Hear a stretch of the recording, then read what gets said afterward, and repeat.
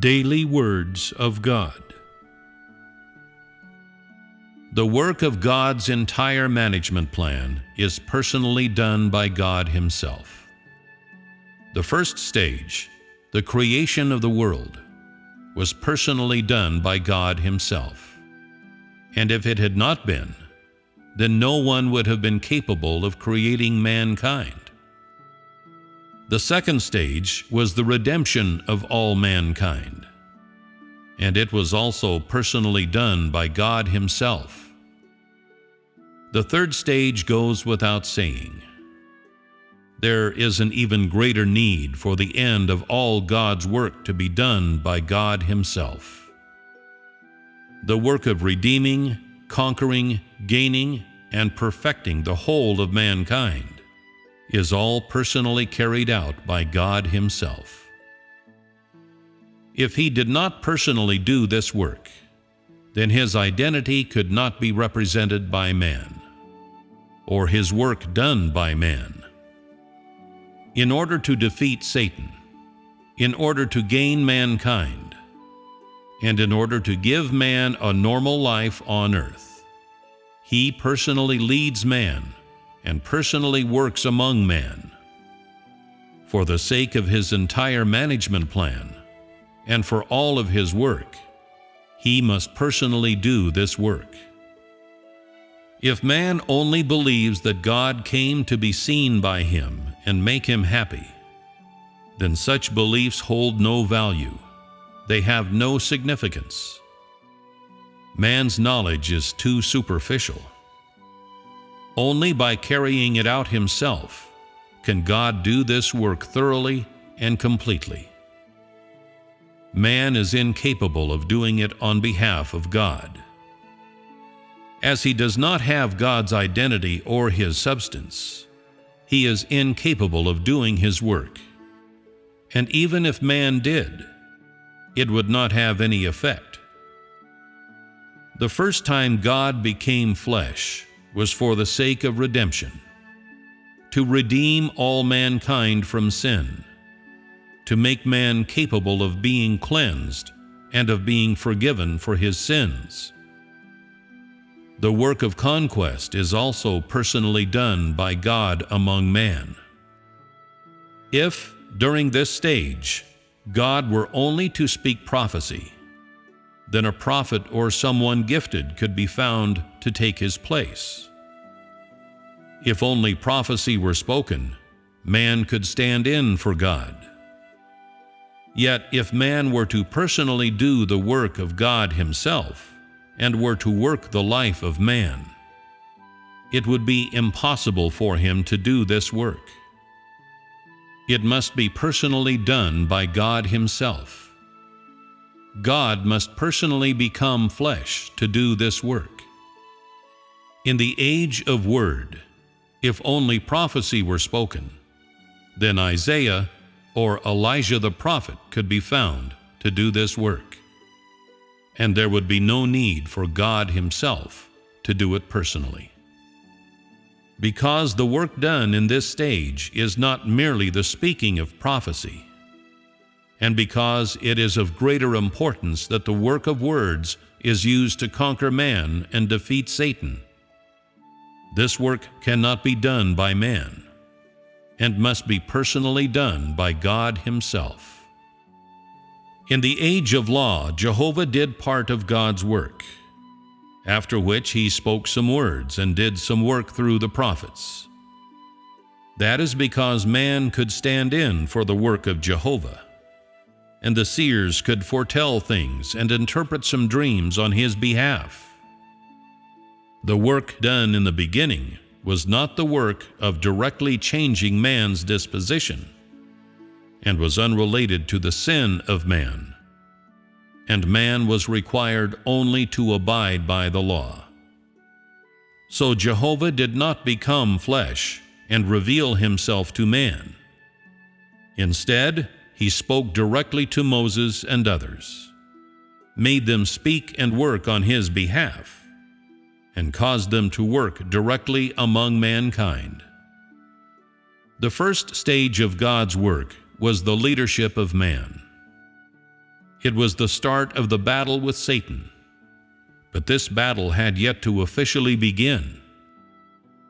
The official war with Satan began with the first incarnation of God, and it has continued right up until today.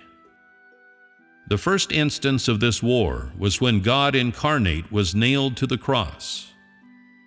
The crucifixion of God incarnate defeated Satan, and it was the first successful stage in the war. When God incarnate begins to directly work the life of man, this is the official start of the work of regaining man. And because this is the work of changing man's old disposition, it is the work of doing battle with Satan. The stage of work done by Jehovah in the beginning was merely the leadership of man's life on earth. It was the beginning of God's work, and although it had yet to involve any battle or any major work, it laid the foundation for the work of the battle to come. Later, the second stage of work during the Age of Grace involved changing man's old disposition, which means that God Himself wrought the life of man. This had to be personally done by God. It required that God personally become flesh, and if He had not become flesh, no one else could have replaced Him in this stage of work, for it represented the work of fighting directly against Satan. If man had done this work on God's behalf, when man stood before Satan, Satan would not have submitted, and it would have been impossible to defeat it. It had to be God incarnate who came to defeat it, for the substance of God incarnate is still God. He is still the life of man, and He is still the Creator. Whatever happens, His identity and substance will not change. And so He put on the flesh and did the work to cause the complete submission of Satan. During the stage of work of the last days, if man were to do this work and were made to speak the words directly, then he would be unable to speak them. And if prophecy were spoken, then it would be incapable of conquering man. By assuming the flesh, God comes to defeat Satan and cause its complete submission. He utterly defeats Satan, fully conquers man, and completely gains man, after which this stage of work is completed and success achieved. In God's management, man cannot stand in for God. In particular, the work of leading the age and launching new work is in even greater need of being personally done by God Himself. Giving man revelation and providing him with prophecy can be done by man. But if it is work that must be personally done by God, work of the battle between God Himself and Satan, then this work cannot be done by man. During the first stage of work, when there was no battle with Satan, Jehovah personally led the people of Israel using the prophecy spoken by the prophets. Afterward, the second stage of work was the battle with Satan, and God Himself personally became flesh, coming into the flesh to do this work. Anything that involves the battle with Satan also involves the incarnation of God, which means that this battle cannot be waged by man. If man were to do battle, he would be incapable of defeating Satan. How could he have the strength to fight against it whilst still under its domain? Man is in the middle.